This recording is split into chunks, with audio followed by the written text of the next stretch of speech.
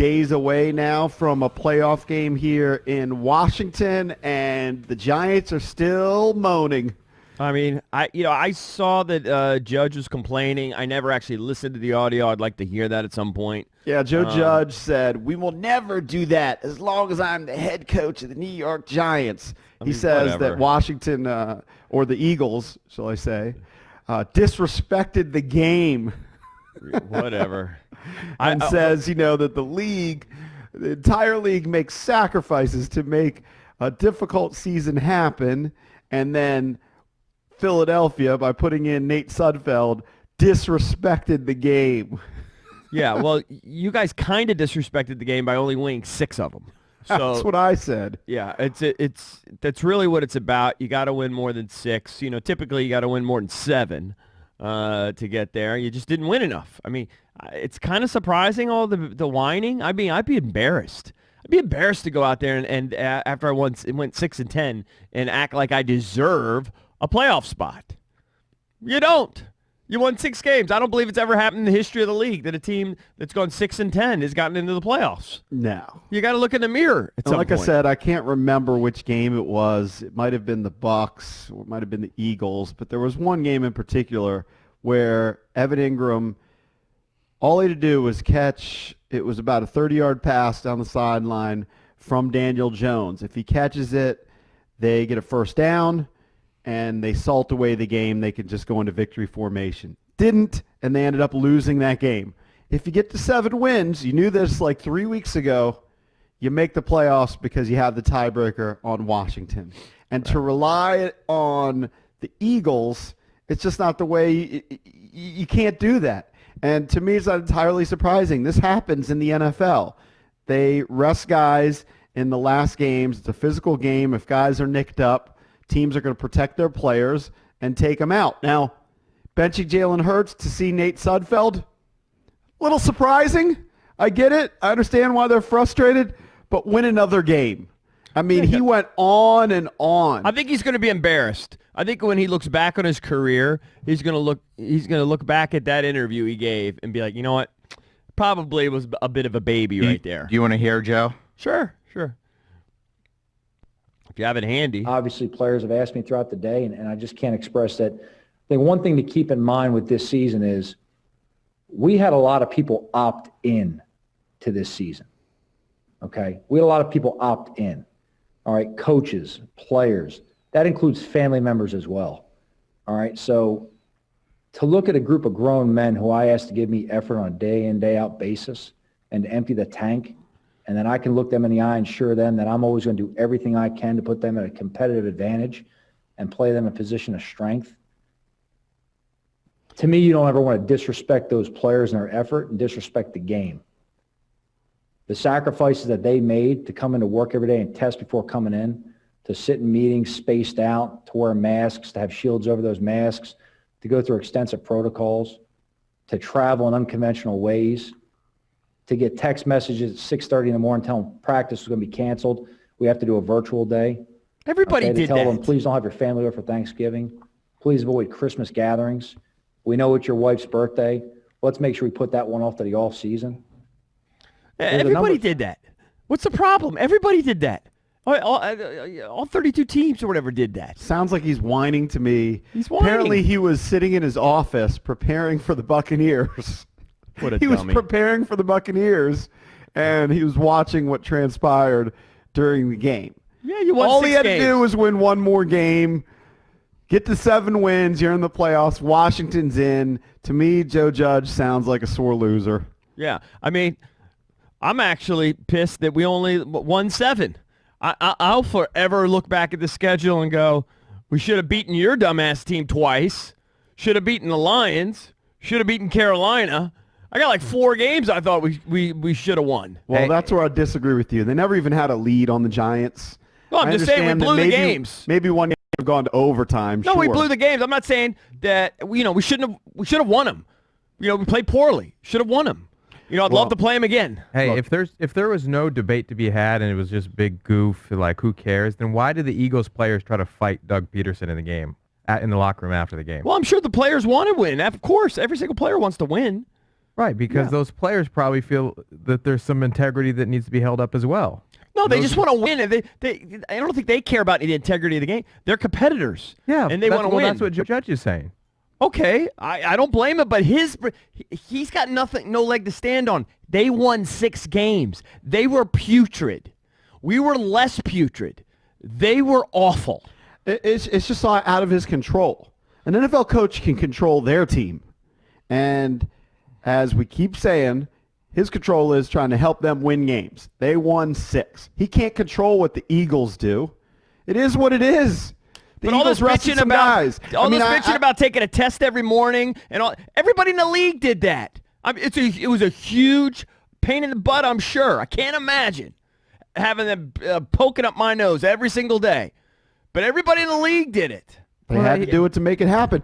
And the Washington football team earned a playoff berth with a win. Was it against a beleaguered Eagles team where the coach was taking out the guy who started at quarterback for no apparent reason? Yes, it happened. I don't know. I just think it's the definition of irony that Eric is so anti-tanking and then I'm very anti-tanking. Then gets into the playoffs based off of tanking. I don't think it was we got into the playoffs based on tanking. I think that dummy, he didn't do he clearly didn't have a huge interest in winning, but that's his dumbass fault. I still cling to this.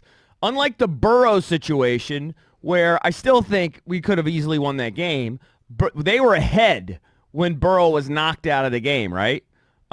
Here, when they took Hurts out, we were still up. In fact, I think we might have been up by 6. So, whatever. It was a bad decision to go to Sudfeld, but we were still up when he pulled Hurts. And it wasn't like he was lighting the world on fire when you look at the passing numbers either. Well, yeah, but they were moving the ball. No doubt. It was 17-14 when So we were down 3. Yeah.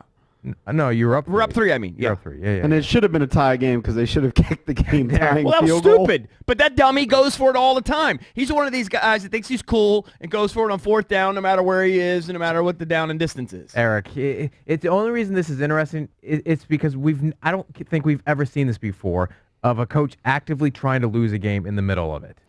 I don't know. I don't know that he actively tried to lose it. I think he just didn't care if he won. He didn't put them in the best position to I don't win think for he sure. cared if he won. He treated it like a preseason game. Yes, he Maybe. did. I think that's true. But he called his shot by benching all those guys before the game. I mean, we all read that Sudfeld was going to play in the second half. I wasn't surprised they brought in Sudfeld. In fact, I thought he was going to start the 3rd quarter. And Sudfeld could have won it for him. I mean, it's not likely because he's Nate Sudfeld, but he complete passes. I don't think he thought Sudfeld was going to play as bad as he did. And by the way, Washington could have lost it because Steven Sims almost handed them the ball on a punt return. Alex Smith bobbled a snap, and then the Eagles would have been in position to score. Listen, I'm very anti-tanking, 100% against it. I think what Doug Pederson did was kind of embarrassing. But I agree with Coach Rivera. One of the few things probably I agree with him. I'm not going to apologize for beating him. Right, shouldn't apologize for winning. Those dumbasses, I mean, I don't blame the players for being upset with Pederson either. I'd respect Joe Judge a lot more if he said, you know what? He could have said a lot of what he said. Said, you know what? I wish the Eagles handled it differently. I wish that Doug Pederson didn't pull his starting quarterback and he went for the win. You know what? Unfortunately, that didn't happen. But I have to lead my team to more wins myself. Of course, they won 6 games. Now, if he won 9 or 10, then you might have a complaint because you're a legitimate playoff team. It's not like Washington, some great playoff team. We're like one of the worst playoff teams in the history of the league. It's a typical Washington playoff performance. I was thinking about this. Since we've been doing the show, which is 24 years, they pretty much only get into the playoffs this way. It's always, a late season run by Todd Collins, RG3, and Washington had to rip off a bunch of wins. It's never a dominant, 13-3 season. Well, in the Snyder era, it's not. But I understand it was like that when we were growing up. Growing in up, the it 80s. used to be I'm just saying the different. last 24 years, every 5 or 6 years, whatever the average is, that Washington squeaks into the playoffs, that's exactly how they do it. They squeak into the playoffs. And look, the Giants, it's unfortunate. If I was a Giants fan, yeah, I'd probably be frustrated.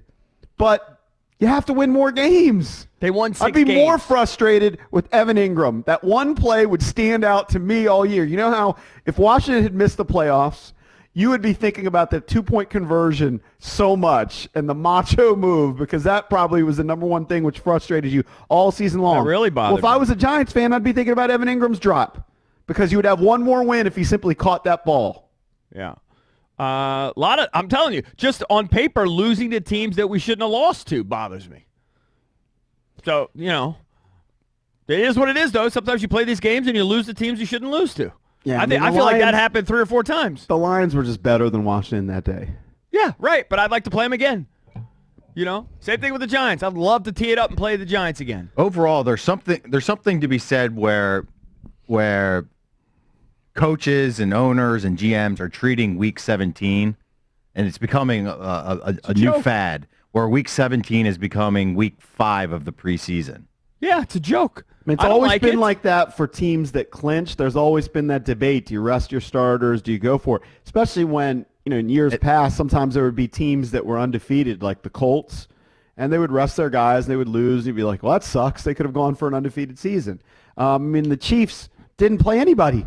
Like, that's why fantasy leagues wrap up the week before Week 17, right? There's got to be some sort of way to make Week 17 meaningful for all the teams, not just only a handful of them. And I don't know how to do that. I mean, I don't know how to do it the either. thing is, it wasn't just a handful. There were a lot of teams battling for spots. I mean, pretty much all of the playoff teams were battling for playoff position, including in the NFC, the Packers, the Saints, the Seahawks. They all had a chance to be the number 1 seed depending on how things played out. And then obviously on the bottom, Arizona loses to the Rams, and Arizona misses the playoffs. So all of those teams had a lot on the line in the NFC. And the AFC, the same thing. Your Ravens needed a win. The Dolphins needed a win. They end up losing. The Colts and the Titans were battling it out for the division. I think there are a lot. Look, I think it's going to be tough. It's just the way it is. I just feel like Joe Judge could have represented himself a little bit better. He just sounded like a sore loser. He's watching the game. I guess it's embarrassing. In his They won office. 6 games. It's embarrassing. He's preparing, and then all he did is complain and say, they ruined the integrity of the game. But look, again, fantasy players know this is what happens. That's why fantasy football leagues, which is not real football, they wrap up a week before Week 17 because everybody knows that it's a crapshoot as to who's playing. Everybody knows that. Well, I think one of the problems, and maybe I'm in the minority here, I don't like the new seeding. This whole, because the Bills and the Steelers, those guys just took the game, the week off. If they're playing for a second team to get a bye, it makes it a lot more competitive, in my opinion. Right. I just hate the new seeding. Yep. One team gets a bye because it just, I don't know, bothers me.